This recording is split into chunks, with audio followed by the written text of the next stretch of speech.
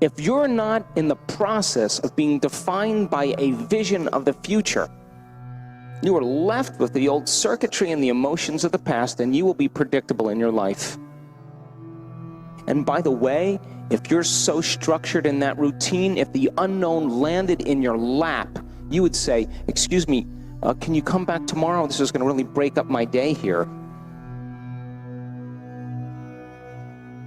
So then, finding the sweet spot of the generous present moment, I can tell you what it looks like in the heart and in the brain. I've seen it enough times, and we're able to predict it when it's going to happen. Because when you are truly present, you can't run a program. And if you are doing those same things every single day, and you're in that routine, the soul is watching reruns of the same television show. Wouldn't you get bored after a while? And it falls asleep on the couch.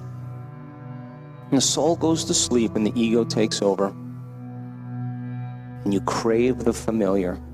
And the unknown is the soul's agenda. To journey back to source and tell stories of its adventure. And you tell me, if the soul is interested in the unknown and the adventure, if you're stuck on some emotion that's keeping you anchored to the past, the soul can't go to a new future. It means you have to overcome that emotion. Because the memory without the emotional charge is called wisdom. And that's the name of the game here, folks. And I don't care how wealthy you are, or how beautiful you are, or how successful you are, or how many friends you have, or how many degrees you have. If you haven't overcome that emotion in one lifetime, you haven't evolved. Because that emotion is keeping you connected to the past. And it is that emotion that is signaling the same gene in the same way. Your body is a protein-producing machine. And proteins are responsible for the structure and the function of your body.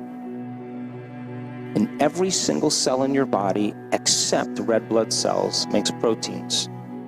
Your immune system makes immune proteins called antibodies. Your stomach cells make stomach proteins called enzymes. Your skin cells make skin proteins called collagen and elastin. Your muscle cells make muscle proteins called actin and myosin. And in order for your body to make a protein, a gene has to be regulated in the cell. So they used to say, you know, you're hardwired to be a certain way and you're doomed by your genes. That's a lie. We are marvels of adaptability and change. But if you're a scientist studying rats in an unchanging environment, you're not going to see many genetic changes or neurological changes. Would you agree? So then, genes are like Christmas tree lights. They're turning on and off all the time. And when they turn on, they upregulate, they make a healthy protein. And when they downregulate or turn off, they make a cheaper protein. And you know, the central dogma in science was that genes create disease. Less than 5%, more like 1% of every person that's born with a genetic condition comes from birth. Like Tay-Sachs disease, sickle cell anemia, type 1 diabetes. The other 95 to 99% is from lifestyle and behaviors. And so, scientists that were going to map the human genome, they said, okay, there's 100,000 proteins that make up the body. So there should be 100,000 genes. There's 40,000 regulatory proteins that help make those proteins. So that's 40,000 more genes. So 100,000 plus 40,000 is 140,000 genes for every protein. When they mapped the human genome, 23,688 genes. You're 300 genes away from a chimpanzee. Some more than others, but roughly that. Because in one gene, you could have over 3,000 variations on that gene. And genes don't create disease. It's the environmental signal that signals the gene to instruct it and select it to make new proteins. But if you're thinking the same thoughts, making the same choices, demonstrating the same behaviors, creating the same experiences to produce the same emotions, you have the same lights on and the other lights off. And you're headed for a genetic destiny. Take a group of stressed out executives. You teach them how to find the present moment. You teach them how to breathe. You teach them how to make a few different choices and to do a few different things. And you teach them how to express some suppressed emotions. At the end of 8 weeks, they regulate 1,561 new genes. Over 800 genes for growth and repair. And just about 700 genes to downregulate inflammation and disease, turning on new lights, turning off old lights. So the process of change is unlearning and relearning. It's breaking the habit of the old self and reinventing a new self. It's pruning synaptic connections in neuroscience and sprouting new connections. It's unfiring and unwiring and refiring and rewiring. It's losing your mind and creating a new one. It's taking those emotions, body as the mind, and reconditioning the body to a new mind. It's pulling your energy out of the past and investing your energy into the future.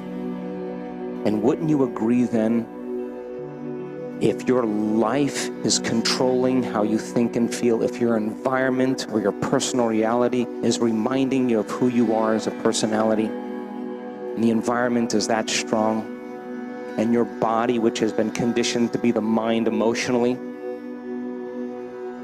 is running its programs and its habits, and you're so programmed into the predictable future because of the familiar past, because you've done it over and over again for years on end, wouldn't it be a good idea to close your eyes and eliminate the external environment? Play soft music in the background or put earplugs in so there's less sensory data coming into your brain so you can focus on your inner world. Sit your body down and don't let it get up and do things and eat and drink and feel. You say to the body, stay right there, you stay. And instead of thinking about the appointments and emails and texts and phone calls you have to make or what happened yesterday, the day before, 10 years ago, you're conscious when you leave the present moment and you slip into that elegant moment, the generous present moment. That's what meditation is about, to get beyond the analytical mind, change your brain waves and fall into the operating system where those subconscious programs exist. And I'm going to say that when you truly do this, and common people that look just like you all around the world in every culture are catching on, that they are surrendering an aspect of the limited self every single day to join the greater self. They're having a full-on sensory experience without their senses. And what would happen to you right now if your senses were amplified by 25%? Everything you were seeing, everything you were hearing, everything you were smelling, everything you were tasting, everything you were feeling. If your senses were heightened by 25%, so would your awareness. And if your awareness is amplified, so is your consciousness. And you can't have consciousness without energy. They work together, and the brain is recording high amplitudes. And if experience enriches the brain, and experience produces emotion, they are changed in a moment. Because the inner event is more real than any past external event. And the past is washed away. And that person can tell you the experience that they had, and I have to believe them. Because when we see their brains doing that, we know they can't make their brains do that. So then, in closing, great time to be alive in the world. Because in an age of information, ignorance is a choice. And that this is a time in history that not only know, with the know-how, and to demonstrate all the changes you want to see in the world. I love the concept of emergence in biology. You ever see a group of fish all swimming the same way, or a flock of birds all turning in one direction? If you were to study that phenomenon in biology, you would think that there was some leader that everybody was following, that it was a top-down phenomenon. Turns out, there is no leader. It's a bottom-up phenomenon. They are all one mind, and they are collectively sharing the same level of consciousness.